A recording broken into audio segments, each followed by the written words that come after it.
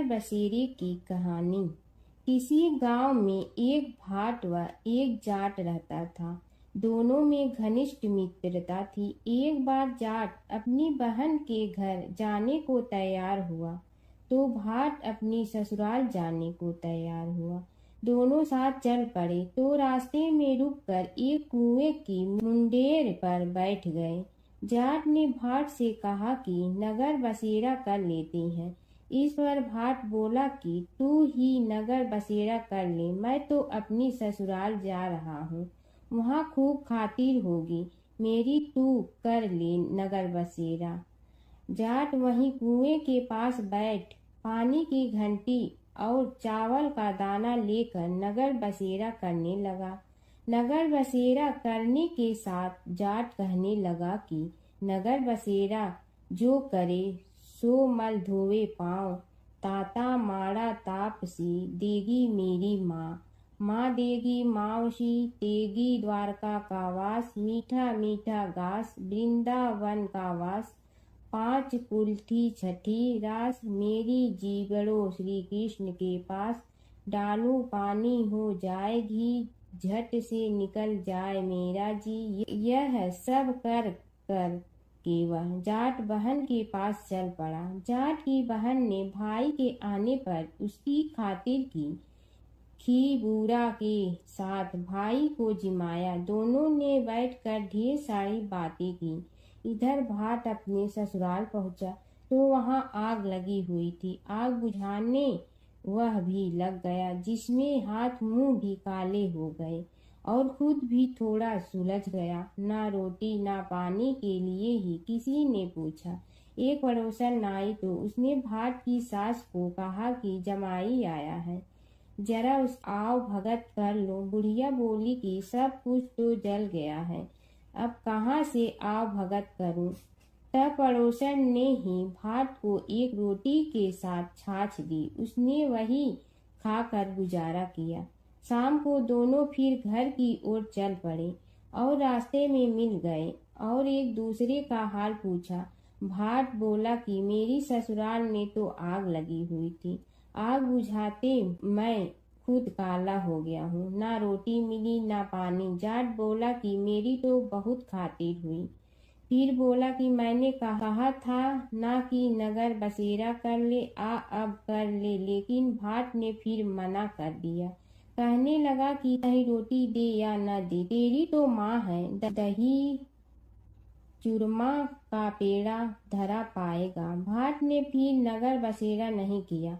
जाट ने कर लिया। नगर बसेरा जो करे सो मल धोवे पाँव, ताता माड़ा तापसी देगी मेरी माँ, माँ देगी मावशी देगी द्वारका का वास, मीठा मीठा घास वृंदावन का वास, पाँच कुल्ठी छठी रास मेरा जीवड़ो श्री कृष्ण के पास, डालू पानी हो जाए घी झट से निकल जाए मेरा जी। करके वह चल पड़ा। घर पहुँचते ही जाट की मावशी ने बहुत लाड प्यार किया। उधर भाट घर गया तो उसकी भैंस खो गई थी। बाप एक लाठी रखे तो दूसरी उठाए और कहने लगा कि ससुराल गया तो आग लगा दी, अब यहाँ आया तो भैंस खो दी। बाप ने कहा कि पहले भैंस लेकर आ, तभी रोटी पानी मिलेगा। सारा दिन भाट भैंस ढूंढता रहा, लेकिन उसे भैंस नहीं मिली। जाट और भाट की मुलाकात फिर से बाजार में हो गई। जाट ने भाट के हाल चाल पूछे तो भाट बोला कि आते ही भैंस खो गई, बस उसी दिन से भैंस ढूंढ रहा हूँ। रोटियां का तो पूछो ही मत। जाट ने कहा कि मैंने तो पहले ही कहा था कि नगर बसेरा कर ले। जाट की बात सुनकर भाट बोला कि तेरे नगर बसेरे में इतनी ताकत है तो चल अब कर लेते हैं। दोनों ने बैठकर नगर बसेरा किया। नगर बसेरा जो करे सो मल धोवे पाँव, ताता माड़ा तापसी देगी मेरी माँ, माँ देगी मावशी देगी द्वारका का वास, मीठा मीठा घास वृंदावन का वास, पाँच कुल्ठी छठी रास मेरा जीवड़ो श्री कृष्ण के पास, डालू पानी हो जाए घी झट से निकल जाए मेरा जी।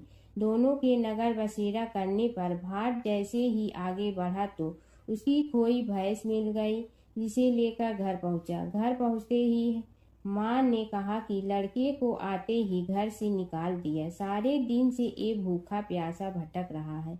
यह कहकर उसकी माँ ने उसको खूब खिलाया पिलाया।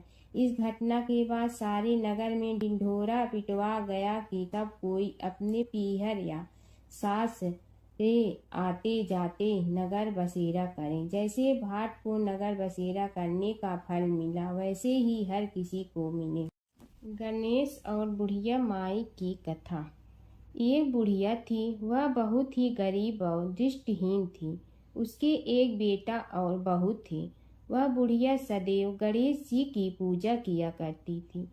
एक दिन गणेश जी प्रकट होकर उस बुढ़िया से बोले, बुढ़िया माँ, तू जो चाहे सो मांग ले। बुढ़िया बोली, मुझे तो मांगना नहीं आता, कैसे और क्या मांगूं? तब गणेश जी बोले, अपने बहू बेटे से पूछ कर मांग ले। तब बुढ़िया ने अपने बेटे से कहा, गणेश जी कहते हैं तू कुछ मांग ले, बता मैं क्या मांगूं? पुत्र ने कहा, माँ तू धन मांग ले। बहू से पूछा तो बहू ने कहा, नाती मांग ले। तब बुढ़िया ने सोचा कि ये तो अपने अपने मतलब की बात कर रहे हैं। अतः उस बुढ़िया ने पड़ोसन से पूछा तो उन्होंने कहा, बुढ़िया तू तो थोड़े दिन जियोगी, क्यों तू धन मांगो और क्यों नाती मांगे? तू तो अपनी आँखों की रोशनी मांग ले, जिससे तेरी जिंदगी आराम से कट जाए। इस पर बुढ़िया बोली, यदि आप प्रसन्न है तो मुझे 9 करोड़ की माया दे, निरोगी काया दे, अमर सुहाग दे, आँखों की रोशनी दे, नाती दे, पोता दे और सब परिवार को सुख दे और अंत में मोक्ष दे। यह सुनकर तब गणेश जी बोले, बुढ़िया माँ, तुमने तो हमें ठग लिया। फिर भी जो तूने मांगा है वचन के अनुसार सब तुझे मिलेगा। और यह कहकर गणेश जी अंतर ध्यान हो गए। उधर बुढ़िया माँ ने जो कुछ मांगा वह सब कुछ मिल गया। हे गणेश जी महाराज, जैसे तुमने उस बुढ़िया माँ को सब कुछ दिया वैसे ही सबको देना। बुढ़िया माई को मुक्ति दी तुलसी माता की कथा। एक बुढ़िया माई तुलसी जी को सींचती और कहती कि हे तुलसी माता, सत की दाता, मैं तेरा बिडला सींचती हूँ, मुझे बहू दे, पीताम्बर की धोती दे, मीठा मीठा घास दे, बैकुंठा में वास दे, चटक की चाल दे, पटक की मोत दे, चंदन का काठ दे, रानी सा राज दे, दाल भात का भोजन दे, 11 की मौत दे, कृष्ण जी का कंधा दे। तब तुलसी माता यह सुनकर सूखने लगी। तो भगवान ने पूछा कि हे तुलसी, तुम क्यों सूख रही हो? तुलसी माता ने कहा कि एक बुढ़िया रोज आती है और यही बात कह जाती है, मैं सब बात तो पूरा कर दूंगी, लेकिन कृष्ण का कंधा कहाँ से लाऊंगी? तो भगवान बोले, जब वो मरेगी तो मैं अपने आप कंधा दे आऊँगा, तू बुढ़िया माई से कह देना। जब बुढ़िया माई मर गई, सब लोग आ गए। जब माई को ले जाने लगे तो वह किसी से न उठी। तब भगवान एक 12 बरस के बालक का रूप धारण करके आए। बालक ने कहा, मैं कान में एक बात कहूँगा तो बुढ़िया माई उठ जाएगी। बालक ने कान में कहा, बुढ़िया माई मन की निकाल ले, पीताम्बर की धोती ले, मीठा मीठा घास ले, बैकुंठा का वास ले, चटक की चाल ले, पटक की मोत ले, कृष्ण जी का कंधा ले। यह सुनकर बुढ़िया माई हल्की हो गई। भगवान ने कंधा दिया और बुढ़िया माई को मुक्ति मिल गई।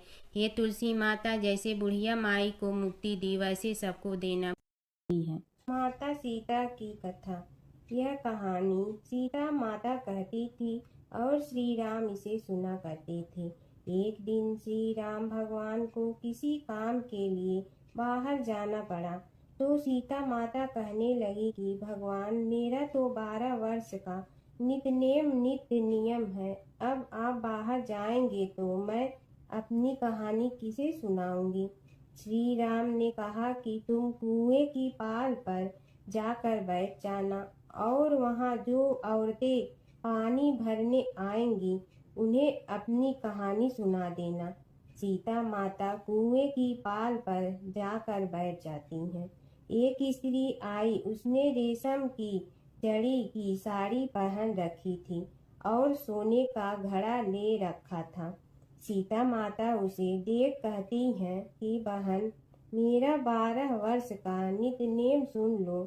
पर वह स्त्री बोली कि मैं तुम्हारा नितनेम सुनूंगी तो मुझे घर जाने में देरी हो जाएगी और मेरी सास मुझसे लड़ेंगी। उसने कहानी नहीं सुनी और चली गई। उसकी रेशम जड़ी की साड़ी फट गई। सोने का घड़ा मिट्टी के घड़े में बदल गया। सास ने देखा तो पूछा कि ये किसका दोष अपने सिर लेकर आ गई है। बहू ने कहा कि कुएं पर एक औरत बैठी थी। उसने कहानी सुनने के लिए कहा, लेकिन मैंने सुनी नहीं, जिसका यह फल मिला है। बहू की बात सुनकर अगले दिन वही साड़ी और घड़ा लेकर सास कुएं की पाल पर गई। सास को वहीं माता सीता बैठी मिली तो माता सीता ने कहा कि बहन, मेरी कहानी सुन लीजिए। सास बोली कि एक बार छोड़, मैं तो 4 बार कहानी सुन लूंगी। राम आए लक्ष्मण आए, देश के पुजारी आए, नित नेम का नेम लाए, आओ राम बैठो राम। तपी रसोई जियो राम, माखन मिश्री खाओ राम। दूध बतासा पियो राम, सूत के पलका मोठो राम। साल दुसाला पोठो राम, साल दुसाला ओढ़ो राम। जब बोलो जब राम ही राम, राम संवारे सबके काम। खाली घर भंडार भरेंगे, सबका बेड़ा पार करेंगे। श्री राम जय राम जय जय राम। सास बोली कि बहन, कहानी तो बहुत अच्छी लगी। कहानी सुनकर सास घर चली गई और उसकी साड़ी फिर से रेशम जड़ी की बन गई। मिट्टी का घड़ा फिर सोने के घड़े में बदल गया। बहू कहने लगी, सासू माँ, आपने ये सब कैसे किया? सास ने कहा कि बहू, तू दोष लगा के आई थी और मैं अब दोष उतार कर आ रही हूँ। बहू ने फिर पूछा कि वह कुएं वाली स्त्री कौन है? सास बोली कि वे सीता माता थी। वे पुराने से नया कर देती हैं, खाली घर में भंडार भर देती हैं। वह लक्ष्मी जी का वास घर में कर देती हैं। आदमी की जो भी इच्छा हो उसे पूरा कर देती हैं। बहू बोली कि ऐसी कहानी मुझे भी सुना दो। सास बोली कि ठीक है, तुम भी सुनो। और सास ने कहानी शुरू की। राम आए लक्ष्मण आए, देश के पुजारी आए, नित नेम का नेम लाए, आओ राम बैठो राम। तपी रसोई जियो राम, माखन मिश्री खाओ राम। दूध बतासा पियो राम, सूत के पलका मोठो राम। साल दुसाला पोठो राम, साल दुसाला ओढ़ो राम। जब बोलो जब राम ही राम, राम संवारे सबके काम। खाली घर भंडार भरेंगे, सबका बेड़ा पार करें। श्री राम जय जय राम। कहानी सुनकर बहू बोली कि कहानी तो बहुत अच्छी है। सास ने कहा कि ठीक है, इस कहानी को रोज कहा करेंगे। अब सास बहू रोज सवेरे उठती, नहाती धोती और पूजा करने के बाद नित नेम की सीता की कहानी कहती। एक दिन उनके यहाँ एक पड़ोस की औरत आई और बोली कि बहन, जरा सी आँच दे ना। तो वह बोली कि आज तो अभी हमने जलाई ही नहीं। पड़ोसन ने कहा कि तुम सुबह 4 बजे से उठकर क्या कर रही हो? फिर उन्होंने कहा कि सुबह उठकर हम पूजा करते हैं, फिर सीता माता की नित नेम की कहानी कहते हैं। पड़ोसन ने उसकी बात सुनकर फिर कहा कि सीता माता की कहानी कहने से तुम्हें क्या मिलता है? वे बोली कि इनकी कहानी कहने से घर में भंडार भर जाते हैं, सारे काम सिद्ध होते हैं, मन की इच्छा भी पूरी हो जाती है। पड़ोसन कहती है कि बहन, ऐसी कहानी तो मुझे भी सुना दो। फिर वह बोली कि ठीक है, तुम भी यह कहानी सुन लो। राम आए लक्ष्मण आए, देश के पुजारी आए, नित नेम का नेम लाए, आओ राम बैठो राम।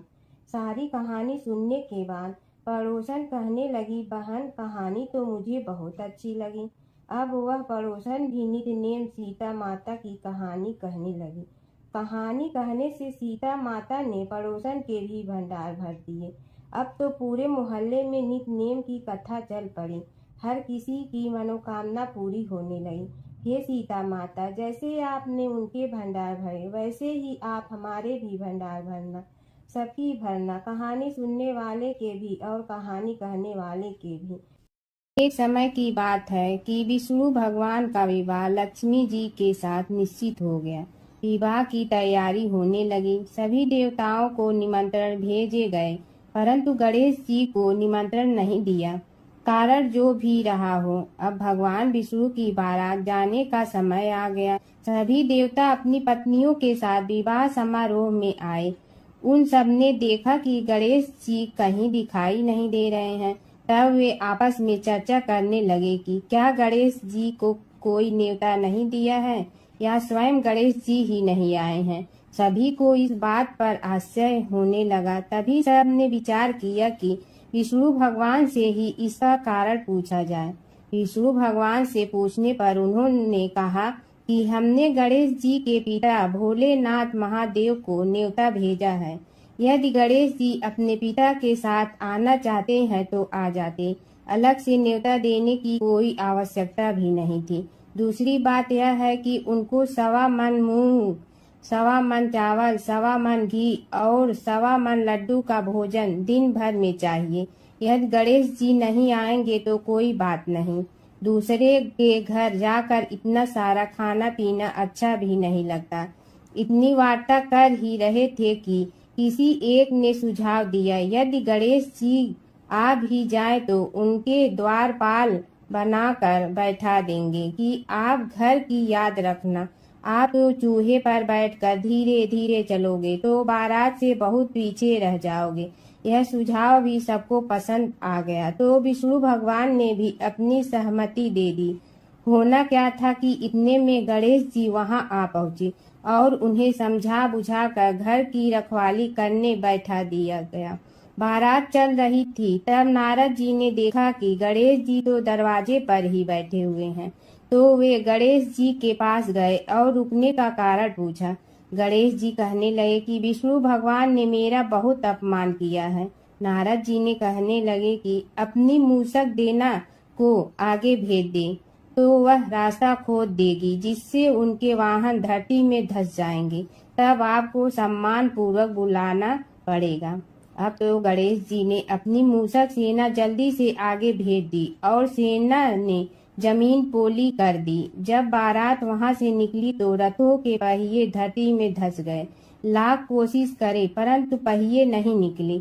सभी ने अपने अपने उपाय किए परंतु पहिए तो नहीं निकले, बल्कि जगह जगह से टूट गए। किसी की समझ में नहीं आ रहा था कि अब क्या किया जाए।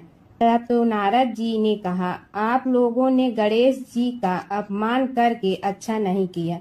यदि उन्हें मना कर लाया जाए तो आपका कार्य सिद्ध हो सकता है और यह संकट टल सकता है। शंकर भगवान ने अपने दूत नंदी को भेजा और वे गणेश जी को लेकर आए। गणेश जी का आदर सम्मान के साथ पूजन किया। तब कहीं रथ के पहिए निकले। अब रथ के पहिए निकल के परंतु टूट फूट गए तो उन्हें सुधारे गए। पास के खेत में खाती काम कर रहा था, उसे बुलाया गया। खाती अपना कार्य करने के पहले श्री गणेशाय नमः कहकर गणेश जी की वंदना मन ही मन करने लगा। देखते ही देखते खाती ने सभी पहियों को ठीक कर दिया। तब खाती कहने लगा कि हे देवताओं, आपने सर्वप्रथम गणेश जी को नहीं मनाया होगा और न ही उनकी पूजन की होगी, इसीलिए तो आपके साथ यह संकट आया है। हम तो मूर्ख अज्ञानी हैं, फिर भी पहले गणेश जी को पूजते हैं, उनका ध्यान करते हैं। आप लोग तो देवतागण हैं, फिर भी आप गणेश जी को कैसे भूल गए।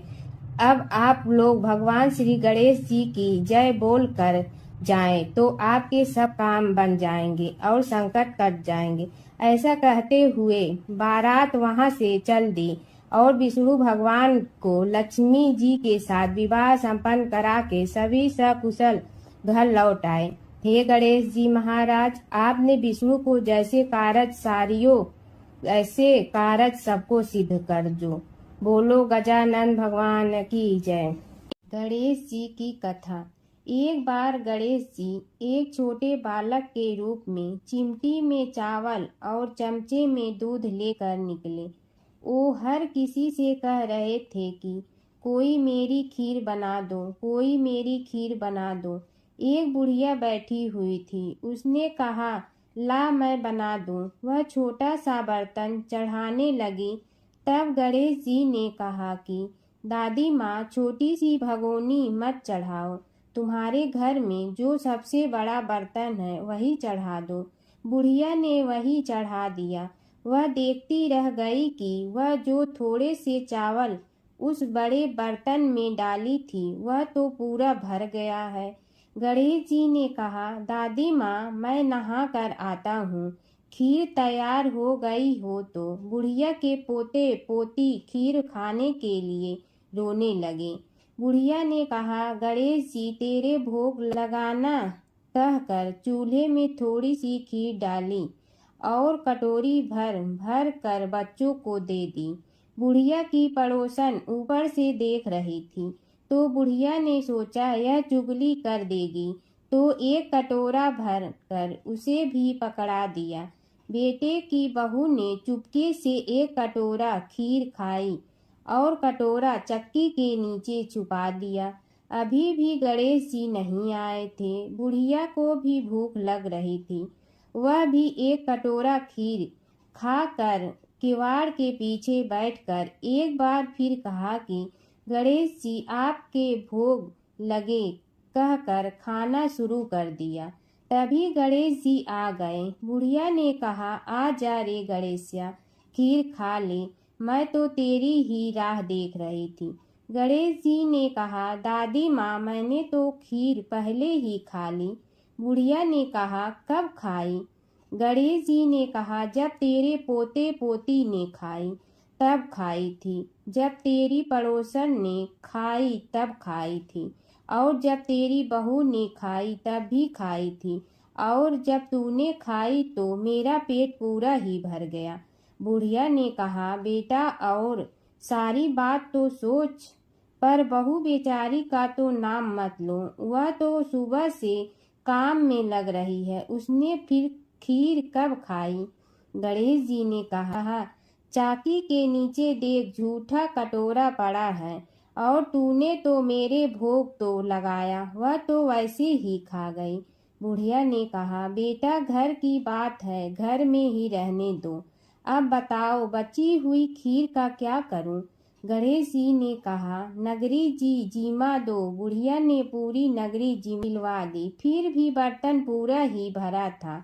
राजा को पता लगा तो बुढ़िया को बुलाया और कहा, क्यों रे बुढ़िया, ऐसा बर्तन तेरे घर पर सोवे अच्छा लगे या हमारे घर पर सोवे? बुढ़िया ने कहा, राजा जी, आप ले लो। राजा जी ने खीर का बर्तन महल में मंगा लिया। लाते ही खीर में कीड़े मकोड़े बिच्छू हो गए और दुर्गंध आने लगी। यह देखकर राजा जी ने बुढ़िया से कहा, बुढ़िया, बर्तन वापस ले जा। तो मुझे मेरे गणेश जी ने दिया। बुढ़िया ने बर्तन वापस लिया। लेते ही सुगंधित की हो गई।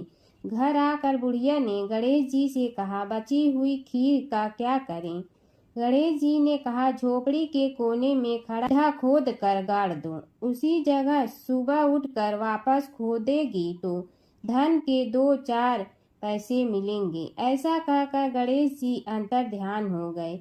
जाते समय झोपड़ी के लात मारते हुए गए तो झोपड़ी के स्थान पर महल हो गया। सुबह बहू ने फावड़ा लेकर पूरे घर को खोद दिया तो कुछ भी नहीं मिला। बहू ने कहा, सासू जी, थारो गणेश जी तो झूठे हैं। सास ने कहा, बहू, मारो गणेश झूठो तो नहीं है, ला मैं देखूं। वह फावड़ा लेकर खोजने लगी तो टन टन करते 2 धन के चरे घड़े निकले आए। बहू ने कहा, सासू जी, गणेश जी तो साचो ही हैं। सास ने कहा, गणेश जी तो भावनाओं का भूखा है। यह गणेश जी जैसा आपने बुढ़िया को दिया वैसा सबको देना। एक बार एक नगर में एक मालिन रहती थी। उसके पति चल बसे थे। उसका एक 4 साल का पुत्र था। उसकी सास कठोर हृदय की स्त्री थी। वह बहू को बहुत तकलीफ देती थी। एक दिन सास ने बहू और पोते को घर से निकाल दिया। वे दोनों रोते हुए चलते चलते एक जंगल में जा पहुंचे। वहाँ एक बड़े पेड़ के नीचे बैठ गए। वहाँ से थोड़ी दूर पर एक गणेश जी का मंदिर था। वहाँ बहुत लोग गणेश जी के दर्शन करने आते थे। दर्शन करके गणेश जी को प्रसाद चढ़ाते थे। फिर वह प्रसाद सबको बांट देते थे। इस प्रसाद से माँ बेटे का गुजारा होने लगा। दोनों गणेश जी की पूजा पाठ में लग गए। एक दिन उन्होंने सोचा क्यों न हम भी जंगल से फूल ला कर बेचें। वे रोज जंगल से फूल लाकर उसकी माला बनाकर बेचने लगे। साथ में पूजा की सामग्री और प्रसाद भी बेचने लगे।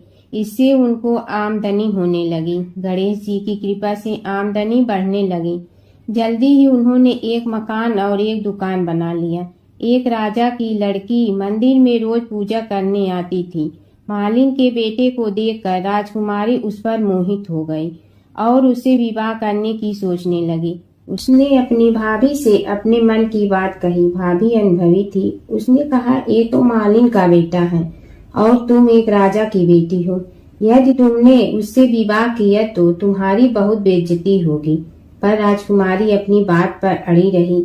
उसने कहा, मैंने तो प्रतिज्ञा कर ली है कि उसी से विवाह करूंगी। भाभी ने घर जाकर सारी बात राजा को बता दी। राजा ने मना नहीं किया और विवाह के लिए तैयार हो गए। उन्होंने बड़े धूमधाम से बेटी का विवाह मालिन के बेटे के साथ कर दिया। मालिन ने सबसे पहले बेटे बहू को गणेश जी के मंदिर में ले जाकर पूजा पाठ करवाया और गणेश जी का आशीर्वाद दिलवाया। इसके बाद पूरे नगर में यह बात फैल गई कि गणेश जी की पूजा करने से सब दुख कष्ट दूर हो जाते हैं। इस बात पर सुनते ही नगर के सभी लोग मंदिर आने लगे। मालिन और उसके बेटे की बिक्री और बढ़ गई। उधर उसकी सास के बुरे दिन आ गए। अन्नदाता उससे रूठ गए और वह भूखों मरने लगी। एक दिन वह रोती धोती उसी गणेश जी के मंदिर में आ पहुंची। वहां वह मालिन के बेटे से बोली, मैं भूखी हूँ, मुझे रोटी कपड़ा दे दो, इसके बदले में तुम्हारा सारा काम कर दूंगी। लड़के को दया आ गई और उसे काम पर रख लिया। उसने अपनी दादी को नहीं पहचाना। जब मालिन घर आई तो उसने सास को पहचान लिया। वह सास से बोली, सासू जी आप यहाँ कैसे? सास ने पोते की तरफ इशारा करके कहा, मेरी इस सेठ के यहाँ नौकरी लग गई है। बहू बोली, यह आपका पोता है और यह घर भी आपका ही है, यह दुकान भी आपकी ही है। जब आपने हमें घर से निकाला तब गणेश जी ने हमारी रक्षा की। बहू की बात सुनकर सास बोली, मेरी करनी मैं भोगूंगी। बहू बोली, सासू जी अब आप हमारे यहाँ रहो और पोते का सुख देखो। हे गणेश जी महाराज, जैसा सुख आपने मालिन को दिया वैसा ही सुख सबको देना। कीड़ी नगरा सींचने की कहानी। एक गांव में एक बुढ़िया माई रहती थी। उसके दो बेटे तथा बहू भी थे।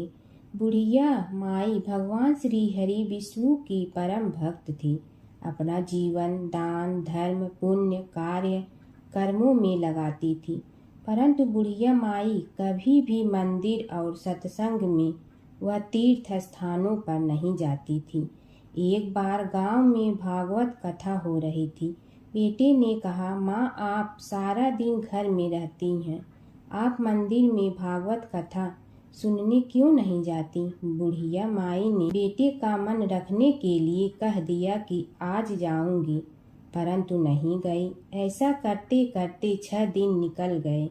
बुढ़िया माई के बेटे ने कहा, माँ आज अंतिम दिन है, आज तो कथा सुनने आपको जाना ही पड़ेगा।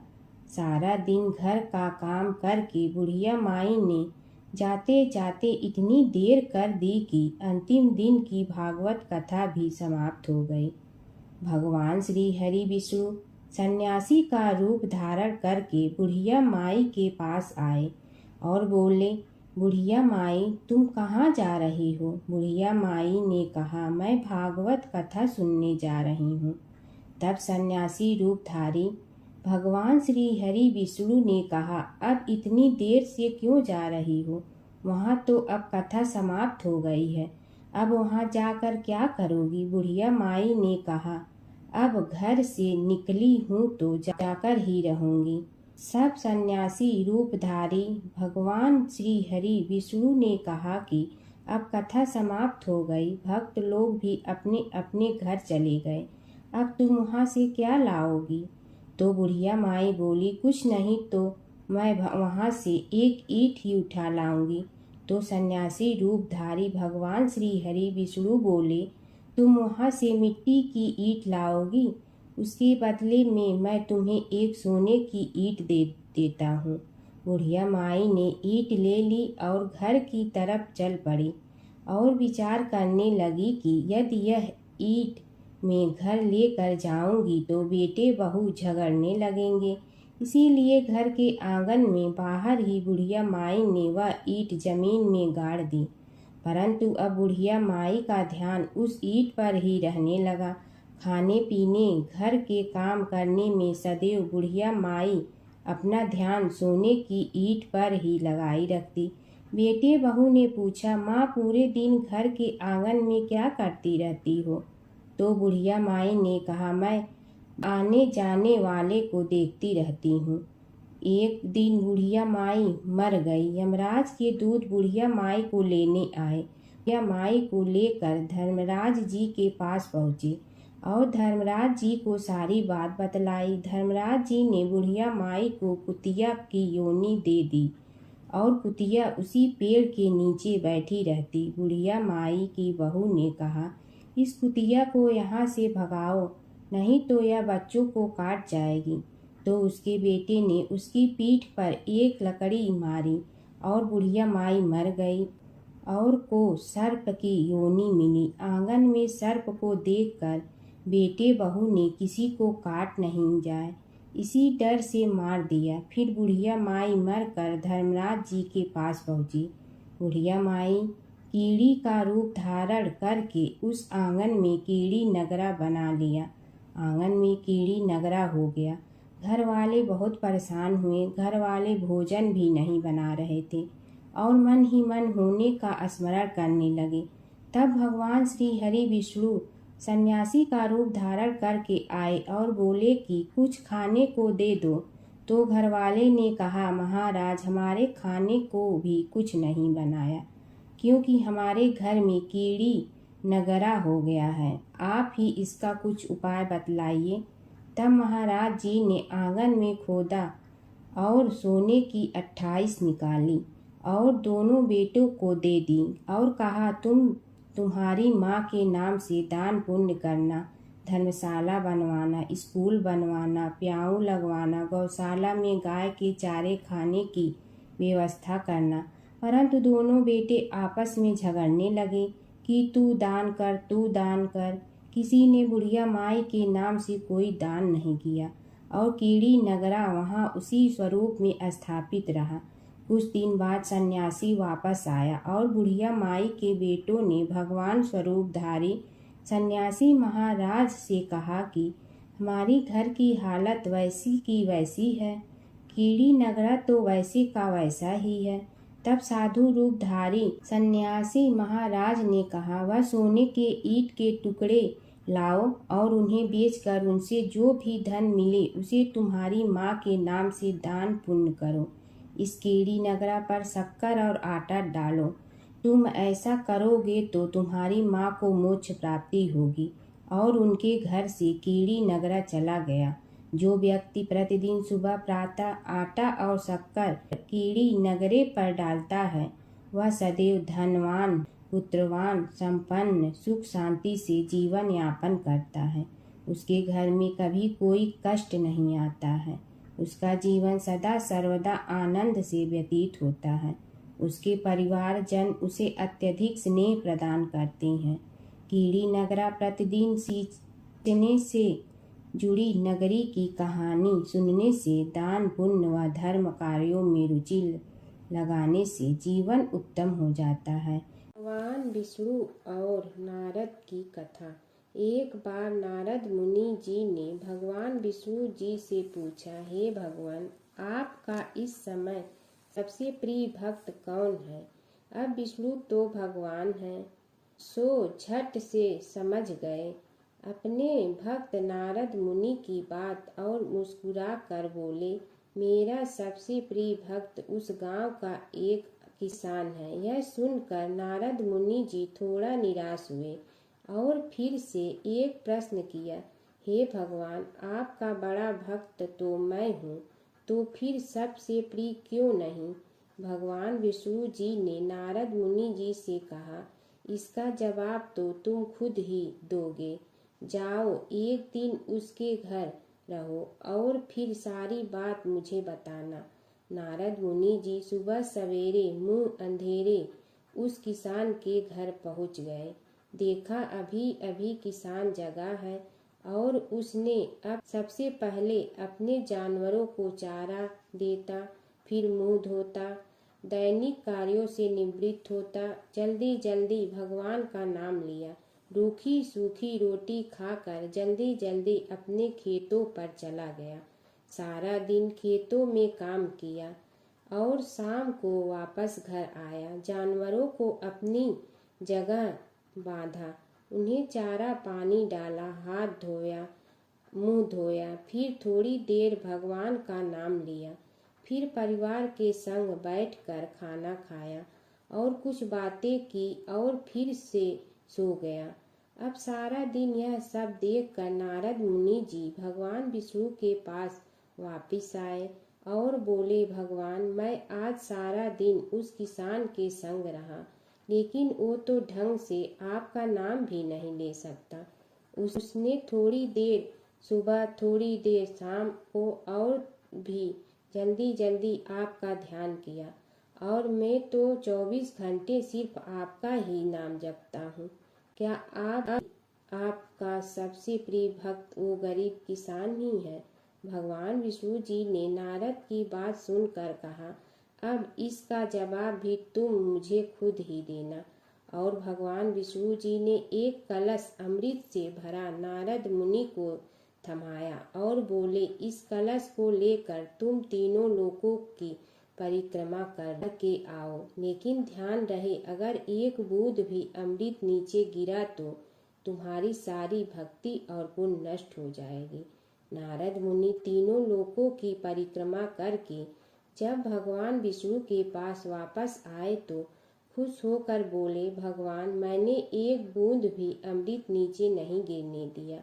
विष्णु भगवान ने पूछा, और इस दौरान तुमने मेरा नाम कितना बार लिया, मेरा स्मरण कितनी बार किया?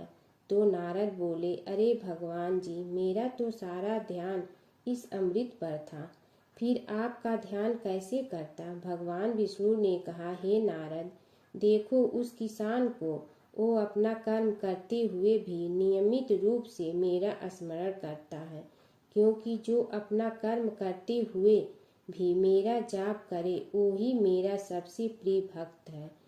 तुम तो सारे दिन खाली बैठे ही जप करते हो, और जब तुम्हें कर्म दिया तो मेरे लिए तुम्हारे पास समय ही नहीं था।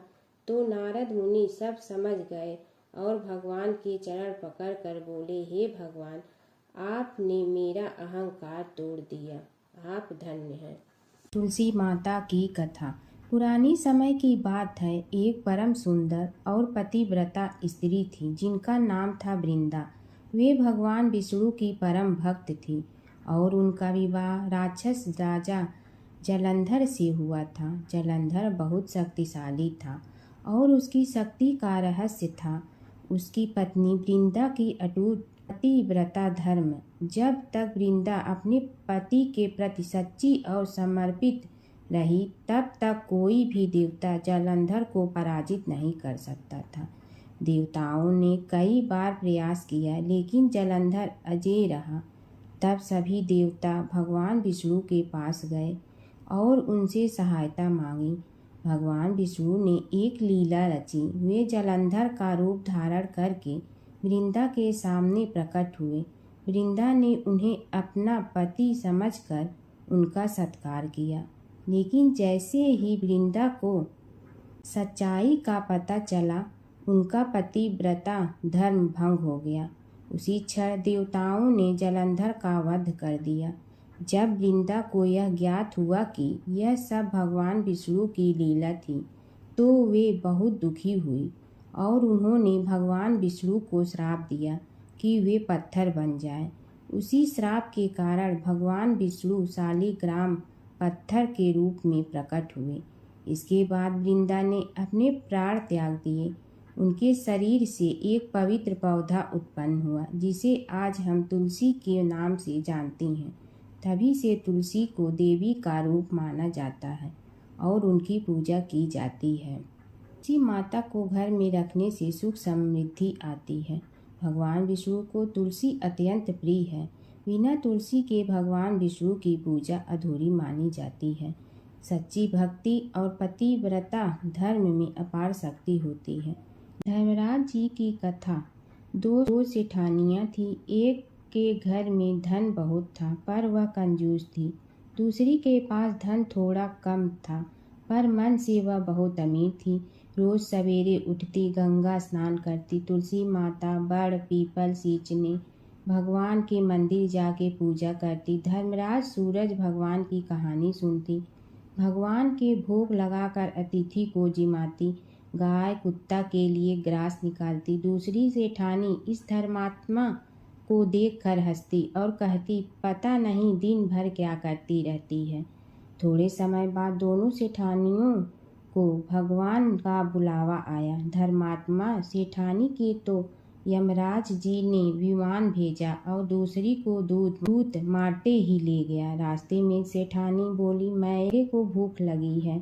तो दूत बोले, किसी को कुछ दिया होगा तो मिलेगा। फिर बोली, प्यास लगी है। दूत बोले, किसी को पानी पिलाया तो मिलेगा। रास्ते में उसे काट चुभने लगे, गर्मी पड़ने लगी, पर दूत तो उसे घसीटे ही ले गए। अब सेठानी बहुत पछताने लगी कि सब कुछ होते हुए भी दान धर्म नहीं किया। इतने में यमराज का दरबार आया। धर्मात्मा बुढ़िया को भगवान के पास सिंहासन मिला और वह उस पर बैठी थी। उधर दूसरी सेठानी को तपते कुंड में डाल दिया। अब सेठानी यमराज से बोली, मुझे 1.25 पहर का जीवन दान दे दो, मैं वापस आकर दंड भोग लूंगी। यमराज बोले, ठीक है। सेठानी के शरीर में वापस प्राण डाल दिए। संसार में आते ही पंडितों को बुलाकर सेठानी ने धर्मराज की कथा सुनी, सब तरह से धर्म किया। इतने में समय पूरा हो गया। अब की बार विमान आया। 1.25 पहर के दान धर्म से सेठानी को स्वर्ग मिला। धर्मराज जी की परम भक्त पोपा बाई की कथा। एक गांव में एक पोपा बाई रहती थी। जब वह 5 साल की थी तभी से वह नियम से धर्मराज जी व्रत की कथा सुनती थी और व्रत करती थी। एक दिन उसने अपने भाई व भाभी से कहा कि मैं शादी नहीं करूंगी। अब मैं अपना समय भगवान की पूजा अर्चना में ही बिताना चाहती हूँ। इसलिए मेरी झोपड़ी गांव के बाहर बनवा दो और गांव में सबको कह दो कि वह अपनी गाय व बछड़ों को मेरे यहाँ ही घास भूस चरने को भेज दो और जिसकी भी इच्छा हो, श्रद्धा हो, मुझे खाना भिजवा दो। एक दिन नगर का राजा शिकार खेलने जंगल में आया और गांव के बाहर जंगल के पास बनी झोपड़ी देखकर रुक गया। झोपड़ी के पास जाकर उसने आवाज लगाई कि कौन है, लेकिन भीतर से कोई आवाज न आने पर वह लगातार दरवाजा खटखटाता रहा। तब पोपा बाई उठी और कहने लगी कि कौन हो तुम जो बार बार दरवाजा बजा रहे हो, क्यों आवाज लगा रहे हो? राजा ने कहा कि मैं यहाँ का राजा हूँ और तुम्हारे साथ विवाह करूँगा। पोपा बाई ने कहा कि जहाँ से आए हो वहीं चले जाओ, मैं किसी पराये आदमी का मुंह नहीं देखती हूँ। राजा ने पोपा बाई की एक नहीं सुनी और जबरदस्ती उठा ले गया। तब पोपा बाई ने राजा को श्राप दिया कि तुम्हारा सारा राजपाट नष्ट हो जाएगा। महल में आने पर राजा की रानियों ने सारी बात सुनकर राजा से अनुरोध किया कि पोपा बाई को वहीं वापस छोड़ आओ। राजा जब पोपा बाई को वापस झोपड़ी में छोड़ने जाने लगा तो रास्ते में पाप की नदी आई जिसमें राजा डूब गया। कुछ समय बाद पोपा बाई मृत्यु के बाद धर्मराज जी के यहाँ पहुँची और धर्मराज जी ने उन्हें स्वर्ग का राज दे दिया। एक बार एक सेठ व सेठानी मृत्यु लोक से स्वर्ग लोक आए तो उसके द्वार बंद देखकर वह धर्मराज जी से द्वार खोलने का आग्रह करते हैं। धर्मराज जी कहते हैं, इस द्वार पर पोपा बाई का राज है। इस पर सेठ सेठानी कहते हैं कि हम पोपा बाई को नहीं जानते हैं। धर्मराज जी उन दोनों की बात सुनकर कहते हैं कि तुम दोनों 7 दिन तक मृत्युलोक में रहो। 8 खोपड़ा से राई भरकर 5 कपड़े ऊपर रखकर कहानी सुनकर उद्यापन करना और कहना कि राज है पोपा बाई लेखा लेगी राई राई का। सारे बोलो पोपा बाई की जय। प्राचीन काल की बात है। नैमिषारण्य क्षेत्र में ऋषि महर्षि और साधु संतों का समाज जुड़ा था। उसमें श्री सूत जी भी विद्यमान थे। शौनक जी ने उनकी सेवा में उपस्थित होकर निवेदन किया कि हे अज्ञान रूप घोर तिमिर को नष्ट करने में करोड़ों सूर्यों के समान प्रकाशमान श्री सूत जी हमारे कानों के लिए अमृत के समान जीवन प्रदान करने वाले कथा तत्व का वर्णन कीजिए। हे सूत जी, हमारे हृदयों में ज्ञान के प्रकाश की वृद्धि तथा भक्ति, वैराग्य और विवेक की उत्पत्ति जिस कथा से हो सकती हो वह हमारे प्रति कहने की कृपा कीजिए। शौनक जी की जिज्ञासा से सूत जी बड़े प्रसन्न हुए। पुरातन इतिहासों के स्मरण से उनका शरीर पुलकायमान हो रहा था।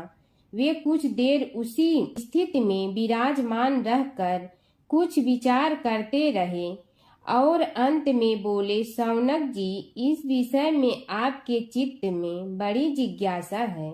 आप धन्य हैं जो सदैव ज्ञान की प्राप्ति में तत्पर रहते हुए विभिन्न पुराण कथाओं की जिज्ञासा रखते हैं।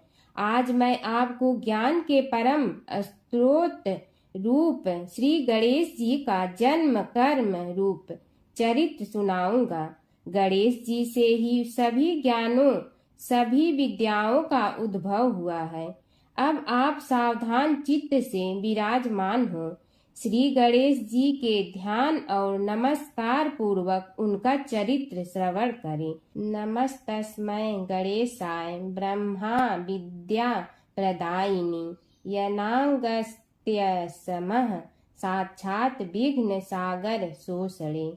कैसे हैं वे श्री गणेश जो सभी प्रकार की ब्रह्म विद्याओं को प्रदान करने वाले अर्थात ब्रह्मा के सगुण और निर्गुण स्वरूप पर प्रकाश डालने और जीव ब्रह्मा का अभेद प्रतिपादन करने वाली विद्याओं के दाता हैं। वे विघ्नों के समुद्रों को महर्षि अगस्त्य के समान शोषण करने में समर्थ हैं। इसलिए उनका नाम विघ्न सागर शोषक के नाम से प्रसिद्ध है। मैं उन भगवान श्री गणेश जी को नमस्कार करता हूँ। प्रथम पूजा के अधिकारी श्री गणेश जी यह कहकर सूत जी कुछ समय के लिए मौन हो गए और फिर बोले, शौनक जी, भगवान गणेश जी ही सर्वप्रथम पूजा प्राप्ति के अधिकारी हैं। किसी भी देवता की पूजा करो, पहले उनकी पूजा करो। शौनक जी ने निवेदन किया, हे भगवान, हे सूत, सर्वप्रथम यह बताने की कृपा कीजिए कि गणेश जी को प्रथम पूजा का अधिकार किस प्रकार प्राप्त हुआ। इस विषय में मेरी बुद्धि मोह को प्राप्त हो रही है कि सृष्टि रचयिता ब्रह्मा जी, पालन करता भगवान नारायण और संहार करता शिव जी में से किसी को प्रथम पूजा का अधिकारी क्यों नहीं माना गया। यह त्रिदेव ही तो सबसे बड़ा देवता माने जाते हैं। सूत जी ने कहा, शौनक जी, यह भी एक रहस्य ही है। देखो, अधिकार मांगने से नहीं मिलता, इसके लिए योग्यता होनी चाहिए। संसार में अनेकों देवी देवताएं पूजे जाते हैं। पहले जो जिसका इष्ट देव होता है वह उसी की पूजा किया करता है। इससे बड़े देवताओं के महत्व में कमी आने की आशंका उत्पन्न हो गई। इस कारण देवताओं में परस्पर विवाद होने लगा। वे उसका निर्णय प्राप्त करने के लिए शिव जी के पास पहुँचे और प्रणाम करके पूछने लगे, प्रभु हम सब में प्रथम पूजा का अधिकारी कौन है। शिव जी सोचने लगे कि किसे प्रथम पूजा का अधिकारी माने। तभी उन्हें एक युक्ति सूझी। बोले, देवगण, इसका निपटारा बातों से नहीं तथ्यों से होगा। इसके लिए एक प्रतियोगिता रखनी होगी, शिव की परिक्रमा करने की प्रतियोगिता। देवगण उनका मुख देखने लगे, शंकित हृदय से सोचने लगे कि कैसी प्रतियोगिता रहेगी। यह शिव जी ने उनके मन के भाव ताड़ लिए, इसलिए सांत्वना भरे शब्दों में बोले, घबराओ मत, कोई कठिन परीक्षा नहीं ली जाएगी। बस इतना ही कि सभी अपने अपने वाहनों पर चढ़कर संसार की परिक्रमा करो और फिर यहाँ लौट आओ। जो पहले लौटेगा वही सर्वप्रथम पूजा का अधिकारी होगा। अब क्या देर थी, सभी अपने अपने वाहन पर चढ़कर दौड़ पड़े। किसी का वाहन गजराज था तो किसी का सिंह, किसी का भैंसा तो किसी का मृग, किसी का हंस तो किसी का उल्लू, किसी का अश्व तो किसी का श्वान। अभिप्राय यह है कि वाहनों को विविधता के दर्शन उस समय जितने भले प्रकार से हो सकते थे उतने अन्य समय में नहीं। सबसे गया बीता वाहन गणेश जी का था मूषक, उससे चूहा भी कहते हैं। ऐसे वाहन के बल भरोसे इस प्रतियोगिता में सफल होना तो क्या, सम्मिलित होना भी हास्यास्पद है। गणेश जी ने सोचा, छोड़ो, क्या होगा प्रतियोगिता में भाग लेने से, हम तो यहाँ बैठे रहकर ही तमाशा देखेंगे। वे बहुत देर तक विचार करते रहे। अंत में उन्हें एक युक्ति सूझी। शिव जी स्वयं ही जगदाता हैं, यह संसार उन्हीं का प्रतिबिंब है, तब क्यों न इन्हीं की परिक्रमा कर ली जाए। इनकी परिक्रमा करने से ही संसार की परिक्रमा हो जाएगी। ऐसा निश्चय कर उन्होंने मूषक पर चढ़कर शिव जी की परिक्रमा की और उनके समक्ष जा पहुँचे। शिव जी ने कहा, तुमने परिक्रमा पूर्ण कर ली। उन्होंने उत्तर दिया, जी हाँ। शिव जी सोचने लगे कि इसे तो यहीं घूमते हुए देखा, फिर परिक्रमा कैसे कर आया। देवताओं का परिक्रमा करके लौटना आरंभ हुआ और उन्होंने गणेश जी को वहां बैठे देखा तो माथा ठनक गया। फिर भी साहस करके बोले, अरे तुम विश्व की परिक्रमा के लिए नहीं गए। गणेश जी ने कहा, अरे मैं कब का यहाँ आ गया। देवता बोले, तुम्हें तो कहीं भी नहीं देखा। गणेश जी ने उत्तर दिया, देखते कहाँ से, समस्त संसार शिव जी में विद्यमान है। इनकी परिक्रमा करने से ही संसार की परिक्रमा पूर्ण हो गई। सूत जी बोले, शौनक, इस प्रकार गणेश जी ने अपनी बुद्धि के बल पर ही विजय प्राप्त कर ली। उनका कथन सत्य था, इसलिए कोई विरोध करता भी तो कैसे। बस उसी दिन से गणेश जी की प्रथम पूजा होने लगी। जमुना की कहानी। प्राचीन समय में एक गांव था जिसमें दो बहनें रहा करती थी। एक बहन का नाम गंगा था तो दूसरी बहन का नाम जमुना था। एक बार दोनों बहनें एक साहूकार के खेत से गुजर रही थी तो जमुना ने 13 दाने जौ के तोड़ लिए, जिसे देख गंगा बोली कि तुझे तो ग्रहण लग गया, तूने चोरी की है। इस पर जमुना बोली कि अब मेरा ग्रहण कैसे धुलेगा। गंगा ने कहा कि तुझे 12 साल तक साहूकार के यहाँ नौकरी करनी पड़ेगी, तभी तेरा पाप धुलेगा और ग्रहण से मुक्ति मिलेगी। जमुना साहूकार के यहाँ नौकरी के लिए जाती है और अपने लिए काम मांगती है। साहूकार उसे काम पर रख लेता है, लेकिन काम करने से पहले जमुना उसे कहती है कि मैं सारे काम करूंगी लेकिन 4 काम नहीं करूंगी। जूठे बर्तन नहीं मांजूंगी, झाड़ू नहीं लगाऊंगी, बिस्तर नहीं बिछाऊंगी और दिया नहीं जलाऊंगी। 12 साल के बाद कुंभ का मेला लगा तो साहूकारनी भी कुंभ नहाने जाने लगी। जमुना ने उसे जाते देख कहा कि कुंभ के मेले में मेरी बहन गंगा मिलेगी तो उसे यह सोने का टक्का दे देना, इससे वह अपने हाथों में सुंदर चूड़ियां पहन लेगी। साहूकारनी ने कुंभ के मेले में गंगा को वह सोने का टका दे दिया। गंगा ने उनसे वह टका लेते हुए कहा कि मेरी बहन को कहना कि उसके 12 वर्ष पूरे हो गए हैं, अब वह वहां वापिस आ जा। साहूकार व साहूकारनी वापिस घर आए तब जमुना मटके में पानी भर रही थी। दोनों जमुना से बोले कि हमने सोने का वह टका तेरी बहन गंगा को दे दिया था और उसने कहा है कि तेरे 12 वर्ष पूरे हो गए हैं, इसलिए अब तुम वापिस जाओ। यह समाचार सुनते ही जमुना सहस्त्र धारा में बदल गई और बहने लगी। जमुना जी का यह रूप देखकर साहूकार और साहूकारनी परेशान हो गई थी। हमारे घर में जमुना माता ने काम किया, हमें तो अब ग्रहण लग गया है, हम यह ग्रहण कैसे उतारेंगे। जमुना भागकर गंगा माता के पास चली गई। गंगा ने जमुना से पूछा कि तुम साहूकारनी से कुछ कहकर आई हो या ऐसे ही बिना बताए आ गई। तब जमुना बोली कि मैं तो कुछ भी बताकर नहीं आई हूँ। गंगा ने कहा कि जा उन्हें धीरज दे आ, नहीं तो उन्हें जीवन भर असंतोष ही रहेगा। गंगा के कहने पर जमुना माता ने साहूकारनी को सपने में दर्शन दिए और कहा कि तुम दोनों उल्टे माथे क्यों पड़े हो, जाओ उठकर खाओ पियो। तब दोनों बोले कि हम कैसे उठें, हमें तो ग्रहण लगा है, क्योंकि हमने उल्टे सीधे और पता नहीं कितने नीच कार्य आपसे कराए हैं। तब जमुना जी बोली कि तुम्हें ग्रहण नहीं लगा है, ग्रहण तो मुझे लगा था कि मैंने तुम्हारे खेत से 13 दाने जौ के चुराए थे। मैं तो अपना ग्रहण उतारने तुम्हारे घर आई थी। मेरा ग्रहण तुम्हारे घर में 12 वर्ष तक रहने से उतर गया है और मेरी मुक्ति हो गई है। जमुना जी ने कहा कि तुम्हें कोई ग्रहण नहीं लगा है, उल्टे मेरे 12 वर्ष तक यहाँ रहने से तुम्हारी भी मुक्ति हो गई है। यह कहकर जमुना जी स्वप्न से चली गई। दोनों उठकर देखते हैं कि उनके घर में पहले से भी अधिक धन हो गया है।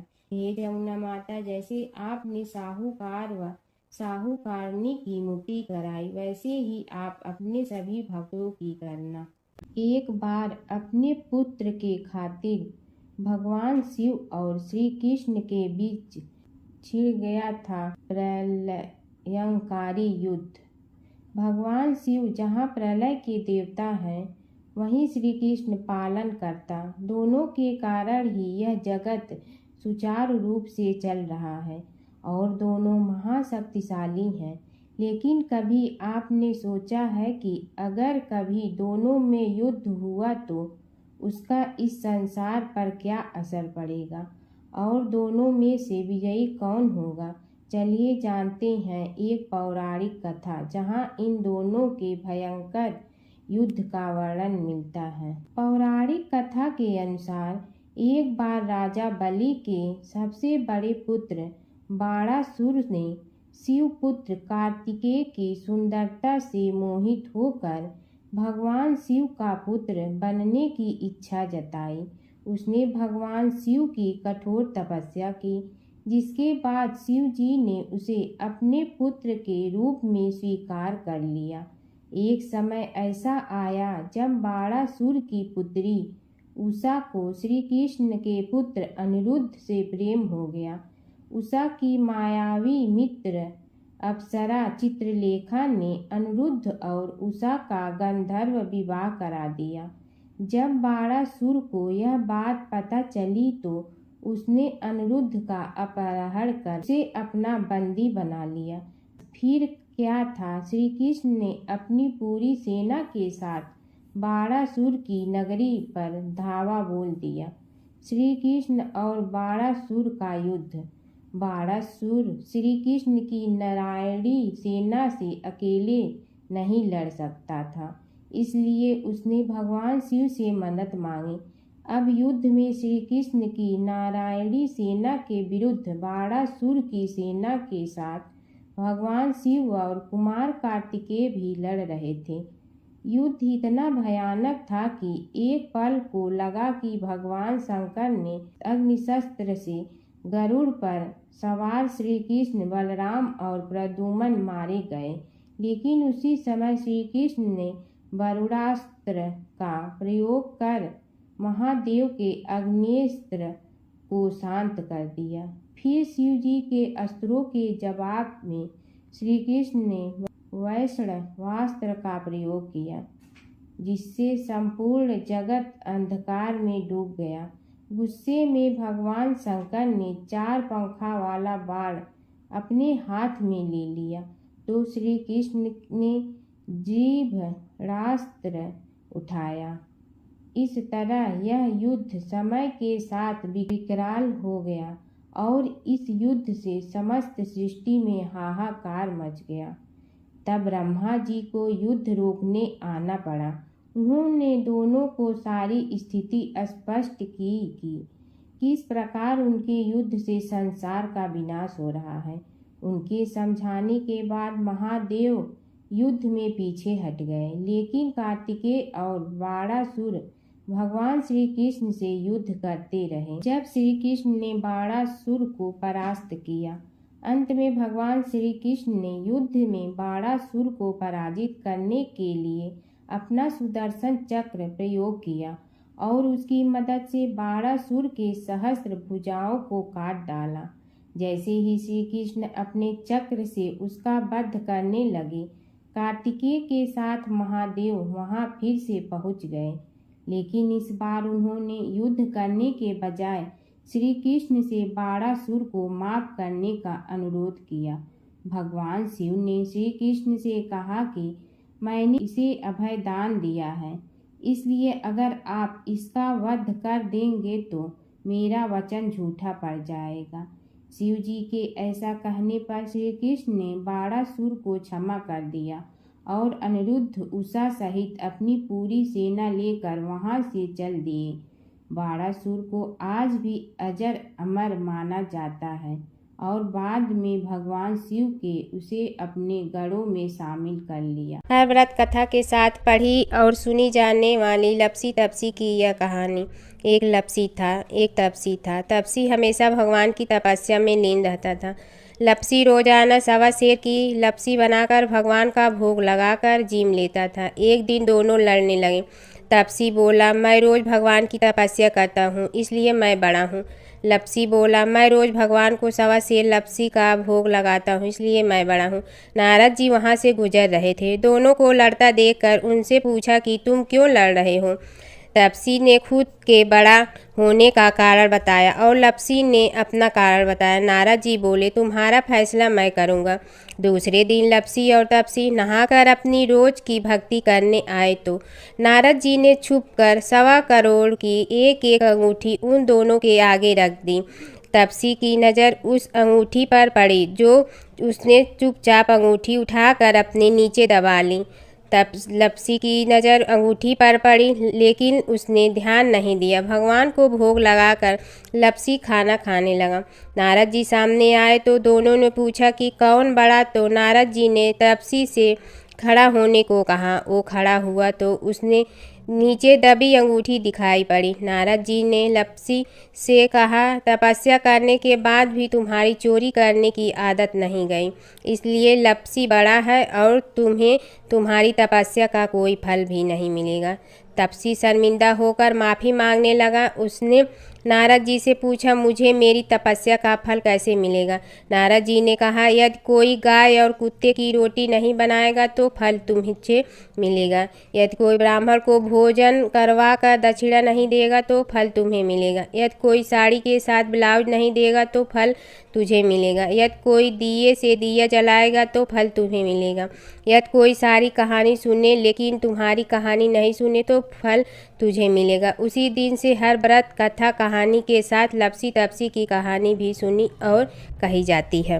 ओम जय जगदीश हरे, स्वामी जय जगदीश हरे। भक्त जनों के संकट क्षण में दूर करे। ओम जय जगदीश हरे। जो जो ध्यावे फल पावे, दुख बिन से मन का, सुख संपत्ति घर आवे, कष्ट मिटे तन का। ओम जय जगदीश हरे। मात पिता तुम मेरे, शरण कहूँ किसकी, तुम विनय और न दूजा, आस करूँ जिसकी। ओम जय जगदीश हरे। तुम पूर्ण परमात्मा, तुम अंतर्यामी, पार ब्रह्म परमेश्वर, तुम सबके स्वामी। ओम जय जगदीश हरे। तुम बिंदा के सागर, तुम पालन करता, मैं मूर्ख कल काम, कृपा करो भरता। ओम जय जगदीश हरे। तुम हो ये कय गोचर, सबके प्राणपति, किस विधि मिलूं दया में, तुमको मैं कुमति। ओम जय जगदीश हरे। दीन बंधु दुख हरता, तुम रक्षक मेरे, अपने हाथ उठाओ, द्वार पड़ा तेरे। ओम जय जगदीश हरे। विषय विकार मिटा, पाप हरो देवा, श्रद्धा भक्ति बढ़ाओ, संतन की सेवा। ओम जय जगदीश हरे। तन मन धन सब तेरा, स्वामी सब कुछ है तेरा, तेरा तुझको अर्पण क्या लागे मेरा। ओम जय जगदीश हरे। जय जगदीश हरे। स्वामी जय जगदीश हरे। भक्त जनों के संकट क्षण में दूर करे। ओम जय जगदीश हरे। स्वामी जय जगदीश हरे।